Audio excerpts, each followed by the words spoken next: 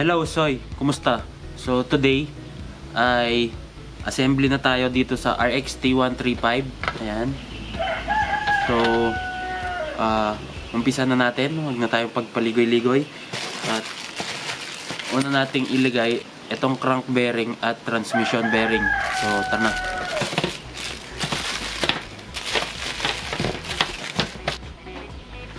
So ayan, katulad nung sa HD3, gagamitan ko siya ng heat gun.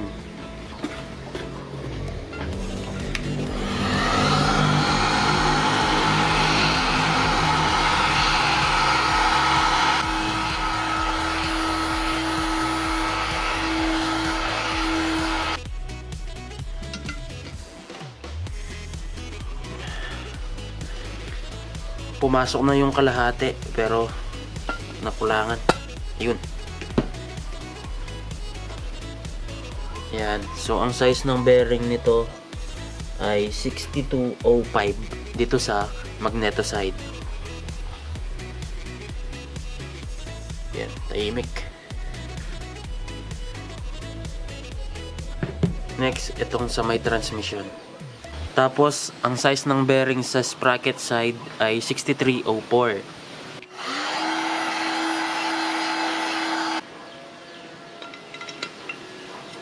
Ayun.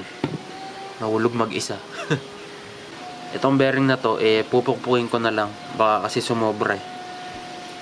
Dito yan nakalagay. Yan. Okay. Next, pwede na nating ilagay yung crankshaft. So, ito, hanggang dito pumapasok siya. So, itong kalahati pumapasok. Ayan. Pero itong dito press fit na. So painitin natin yung bearing para pumasok siya. Ayan, mainit na. So lagay na natin to. Lagyan lang natin ng oil.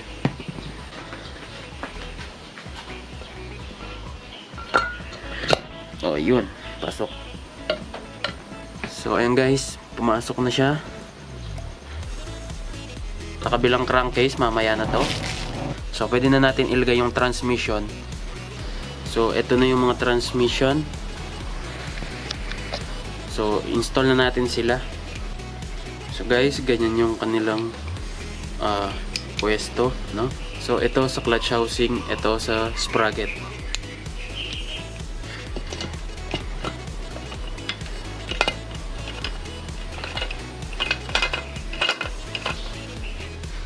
Tapos, guys, lagay na natin itong mga fork shift, ito, tapos itong shift cam.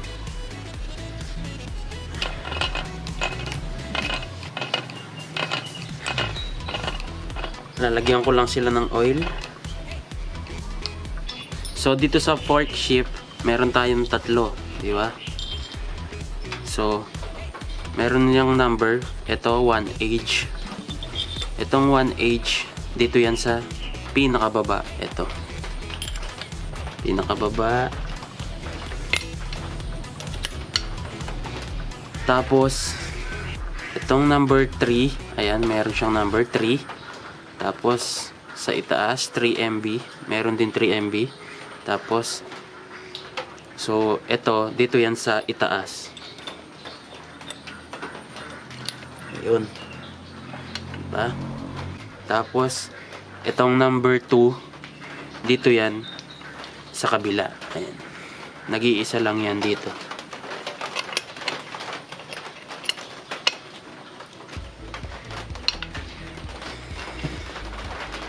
Tapos, pwede na nating ilagay yung shift cam.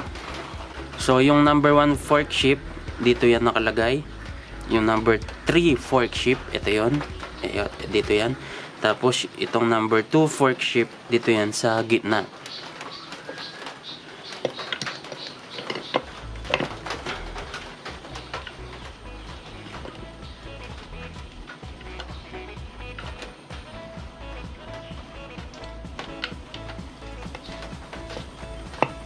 Yan.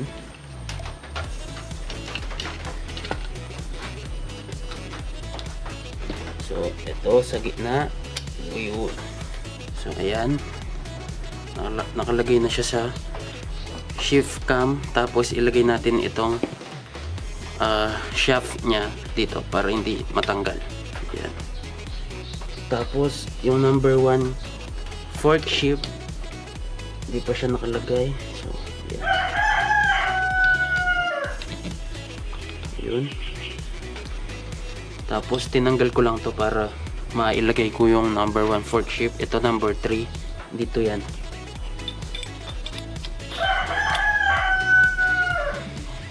Shaft. Yun. Yun, check natin kung maandar ng maayos. Ayan, may ikot naman.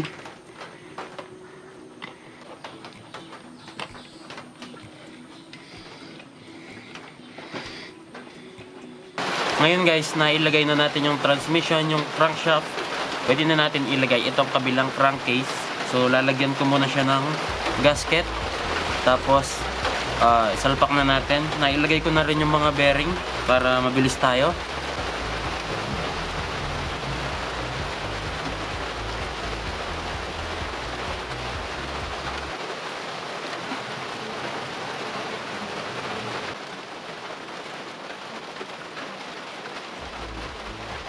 Pwede na nating ilagay yung crankcase. Nalagyan ko na ng gasket.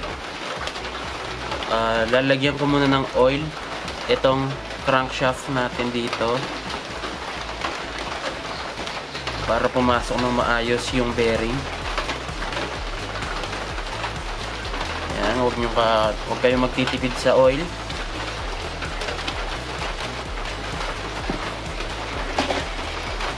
Tapos pwede na natin ilagay ito. Ayan, meron ng gasket. Huwag nyo kakalimutan itong mga dowel pins. Ayan. Kasi ako nakalimutan ko. Ayan. Pwede na natin ilagay yung kabilang crankcase.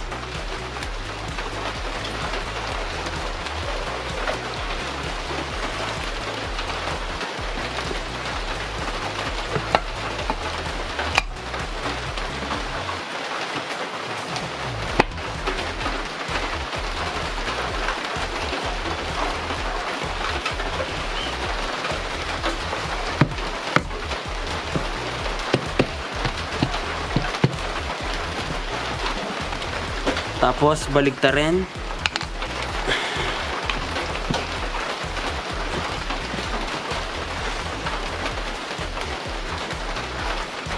At pwede na nating ilagay yung mga engine bolts.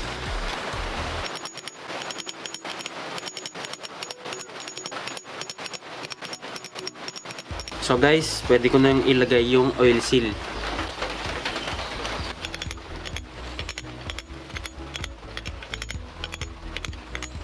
Tapos, pwede na natin ilagay itong plate cover.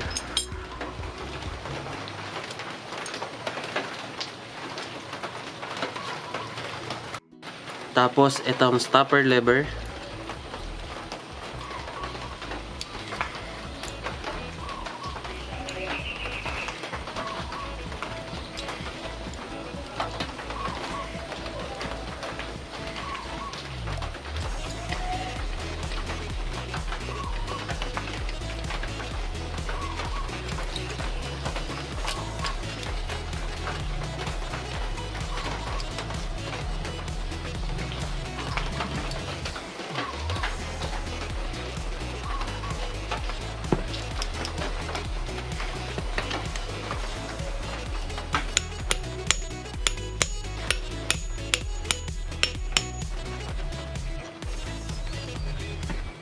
Tapos, pwede na nating ilagay itong oil seal retainer dito.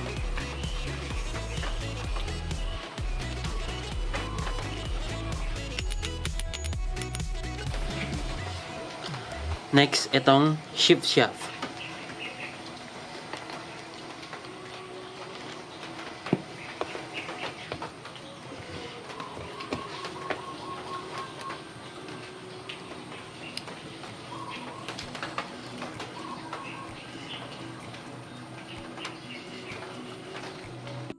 So next guys, kickstarter assembly.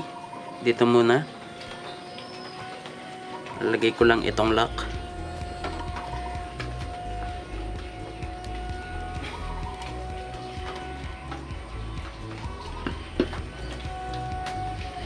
washer.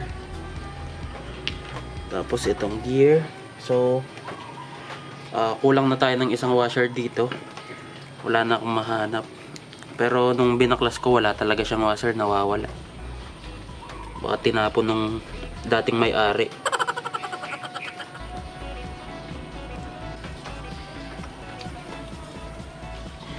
Tapos itong kickstart. Dito yung stopper dito.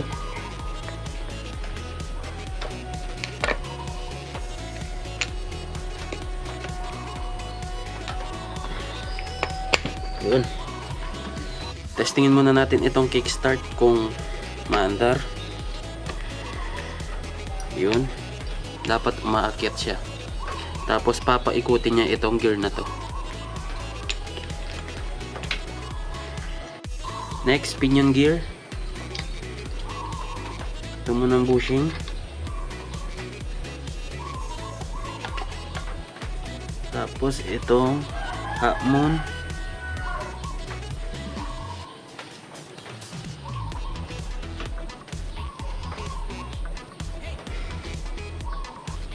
So, tapos itong pinion gear, meron siyang letter A. So, itong letter A, nakaharap yan sa taas.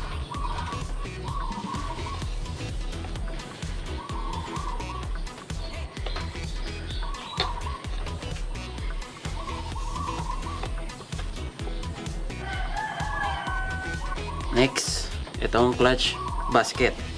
So, itong washer. Tapos, bushing. Tapos, itong clutch basket.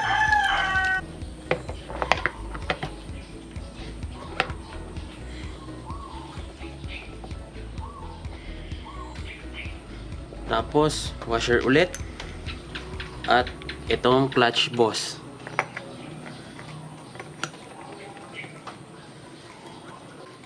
Itong conical washer sa pinion gear, conical washer sa clutch boss.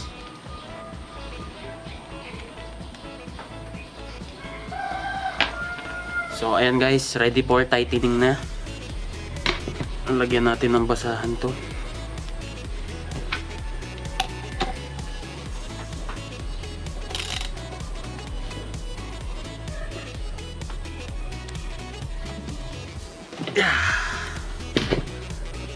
Yan, next. So itong clutch boss, medyo wala tayong tools dito. So yung Y tool ko ang gagamitin.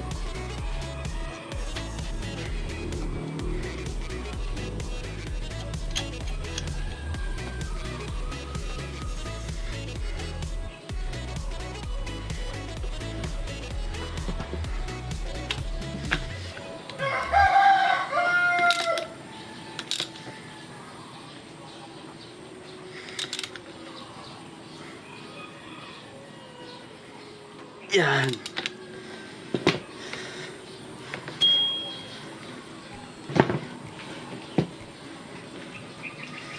Not recommended ditong tools pero effective naman. Next, clutch plate, clutch lining, tapos yung pressure plate, clutch spring. Yon, install na natin. Unang ilalagay, clutch lining. Meron tong rubber sa gitna. Ewan ko lang sa ibang brand ng lining kung meron din silang rubber. Tapos guys, itong mga clutch plate, meron itong parang bukol. Ito, hindi sila circle, meron silang bukol. So ang magiging pwesto nyan, itong una ganyan, kung wari dyan yan nakaharap. Dapat yung pangalawa hindi na nag-overlap sa unang bukol. Dapat dito na siya sa side. Tapos yung pangatlo, dito na rin. Diba? Ito yung bukol na niya ngayon. Pang-apat, dito na sa side na to. Ito lang yung dapat nakapatong dun sa number 1 disc. Ayan. Ayan. Bali ganyan yung magiging position nila. So, install na natin. Ayan. Sa pag-install naman nito, meron itong medyo beveled dito, yung hindi matulis. tapos itong sa kabila matulis. So yung bevel dito yan nakaharap sa taas.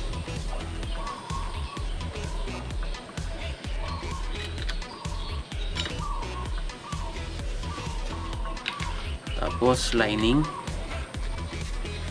So yung kaninang bukol nandun dito nakaharap. So dito naman yan ngayon.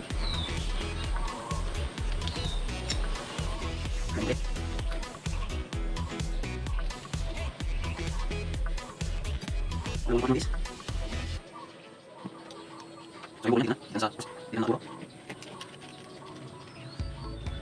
Ano this? Friction plate. So, ito ang nilibis nila nakaturo, direkta, unang isa.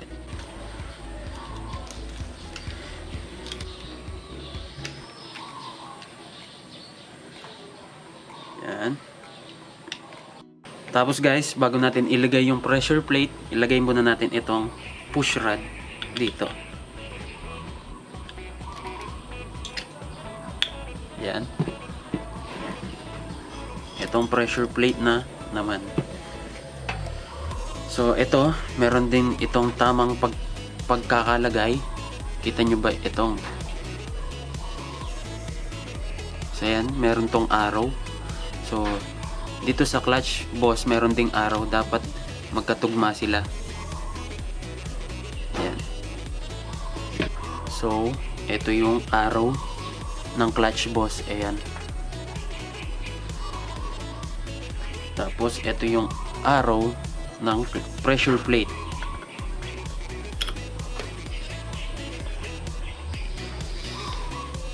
Pwede na natin ilagay yung clutch spring.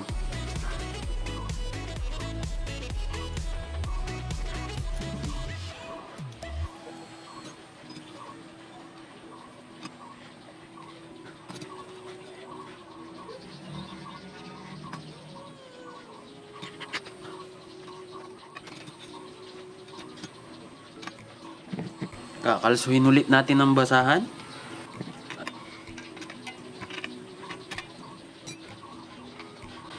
So pwede na nating ilagay yung cover.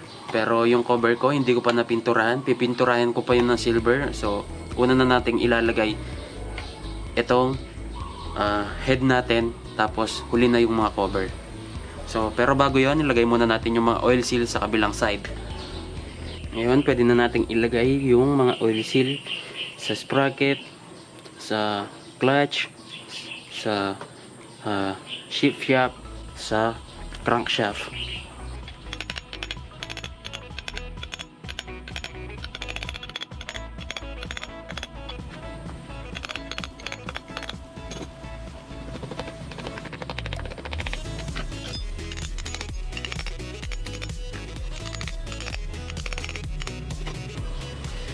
So bago ko ilagay yung oil seal dito, ilalagay ko muna itong maliit na ball bearing. So lalagyan ko ng konting grasa ito para hindi mahulog kapag nilagay ko yung clutch cover.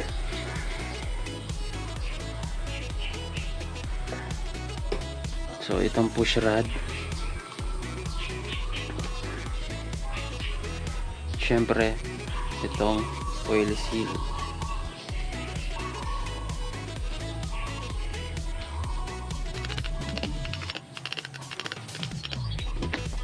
So ayan guys, kahapon di ko siya natapos kasi ginabi na ako. Bago natin ilagay itong block at piston, sukatin muna natin yung piston ring end gap para ma-check natin yung clearance, ano? So dapat ang clearance natin pasok sa 0.25 mm to 0.45 mm. So kapag lumagpas na siya sa 0.45 mm, baka rebo rin na yung block mo or yung piston ring na yung palitin. Lalagyan ko muna ng oil yung piston ring. Uy, sumabra.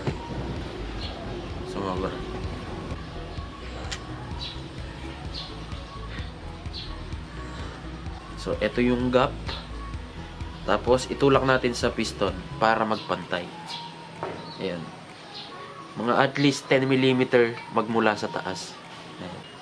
Una kong gagamitin ay 0.25 mm. Ito yung pinaka minimum.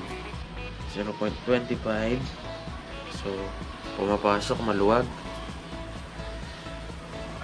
Tapos, dahil maluwag ang 0.25, 0.30 naman ngayon.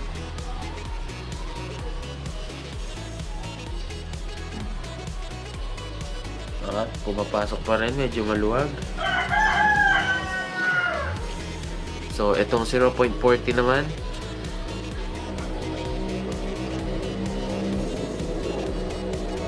Ayun. So, itong 0.40, hindi na siya makapasok.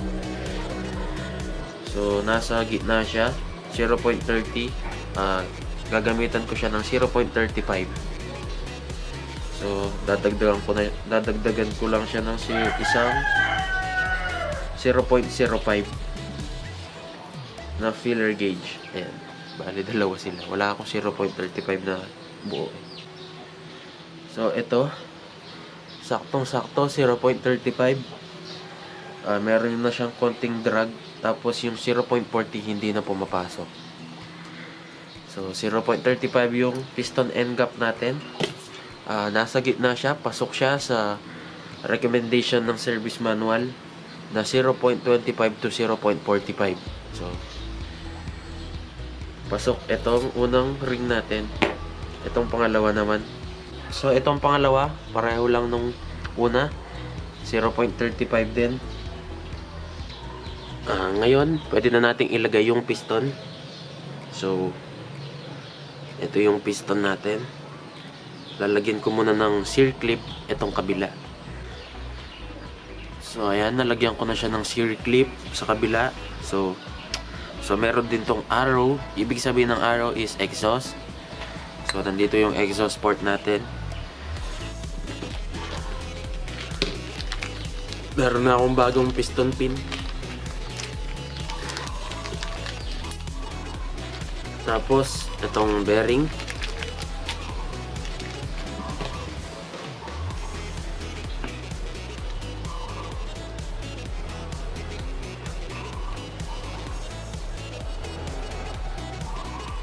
Ngayon, itong piston na.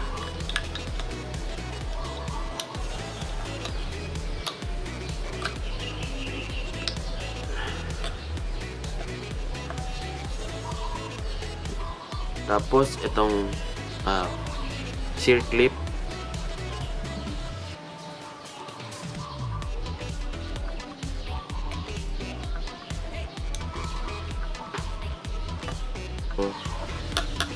Lagay ko na pala itong mga piston ring.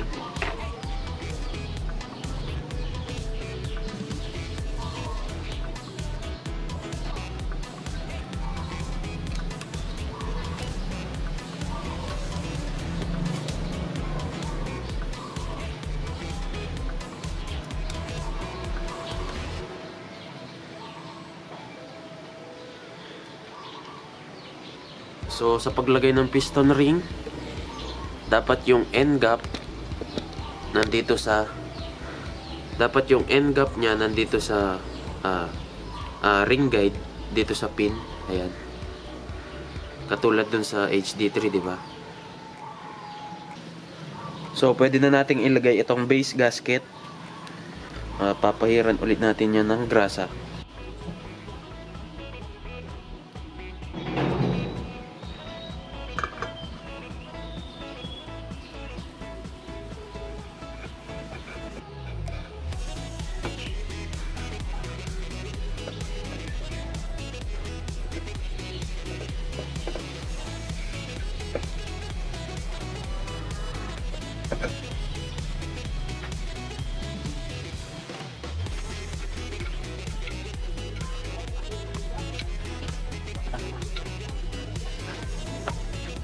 So guys, ang next ay itong cylinder head. So ilagay muna natin itong head gasket.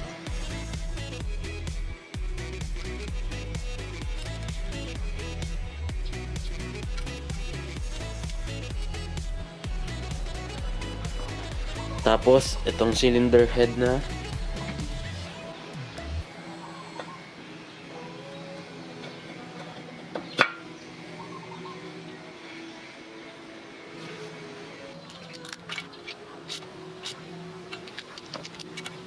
itong spark plug.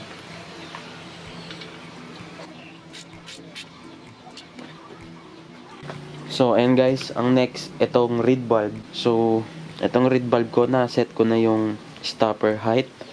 Kasi itong stopper, meron niyang adjustment dapat na sinusunod. Ang height niyan is 9mm. Tapos, naka-open yung mga petals ng 0.2mm. Ayan. Konting-konti lang.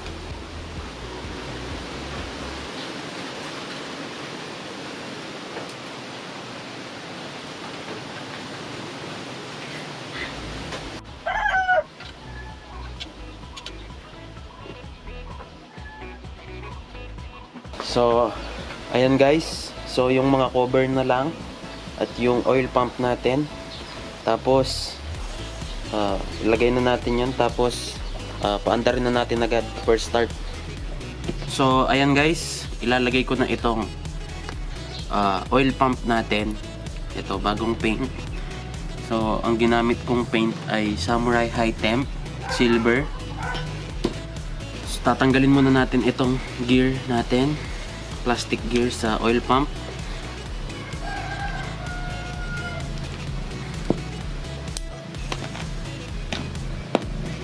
So ayan, tapos meron pang stopper. Maglalagay muna tayo ng oil seal dito.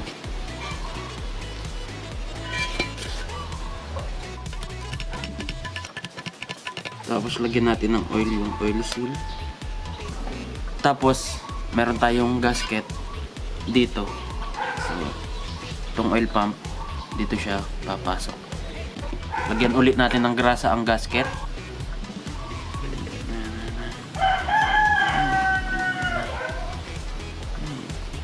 Tapos yung mga bolts.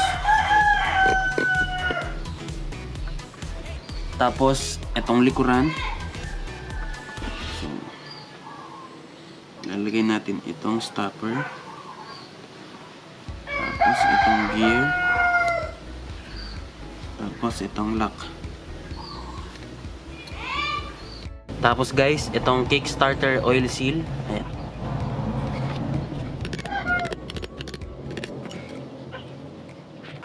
So guys, ito na ang ating gasket. Nalagyan ko na ng grasa. Ayan.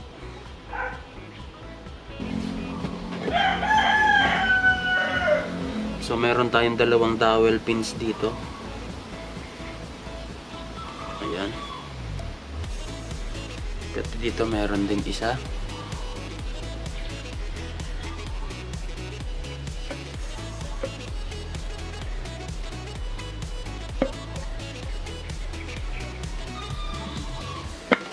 Ayan.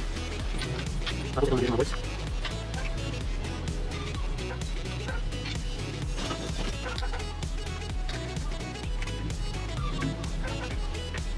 So, meron din tayong cover dito. Ayan.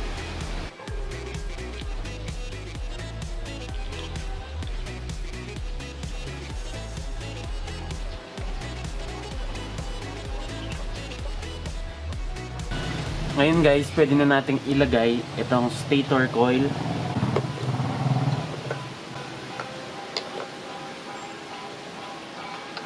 Ayan.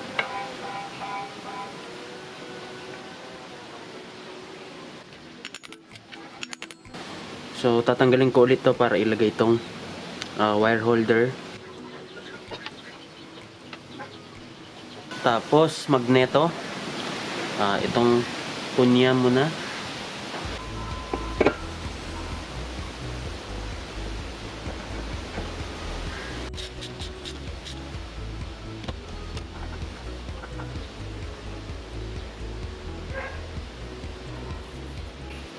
Lagay na natin itong cover.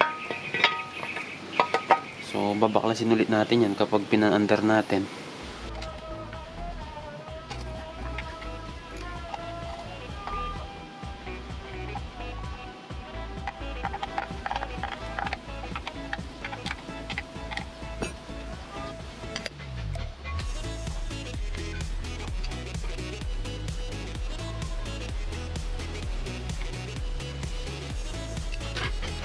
So, ayan guys, natapos din natin.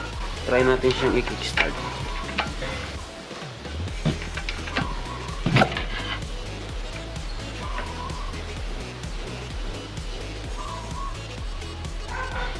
Ayan, nasira yung lamesa ko.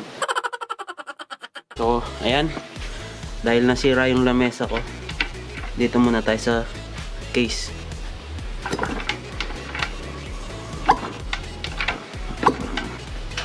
Ayan guys, ayos. So, ayan guys, nilagay ko muna siya para paandarin. So, testingin natin kung maandar. So, meron na siyang gas. 2-stroke oil, meron na rin.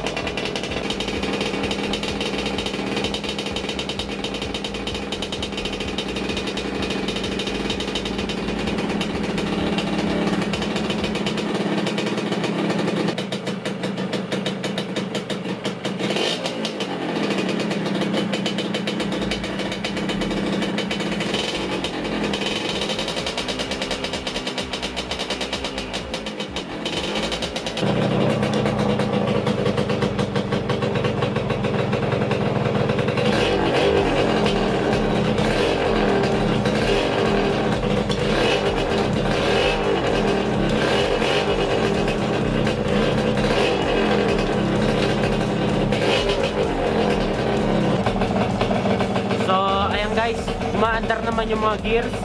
So, 1 to 4, okay.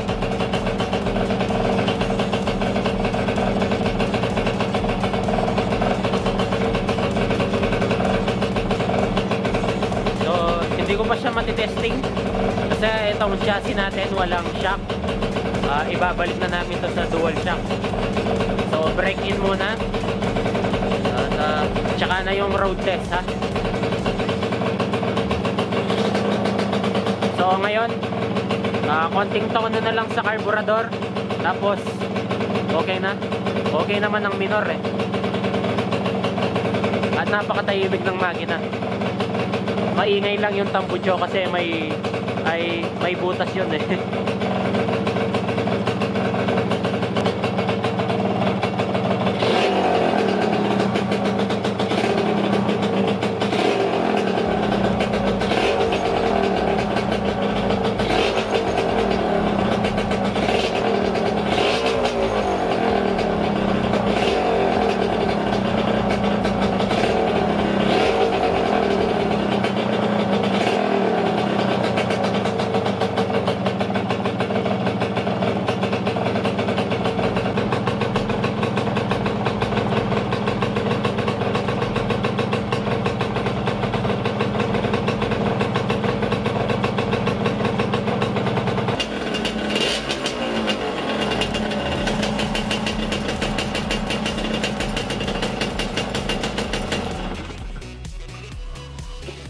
So, ayun guys. Hanggang dyan muna tayo. At umaandar na siya. Maganda naman yung minor. At kita-kits sa susunod na vlog.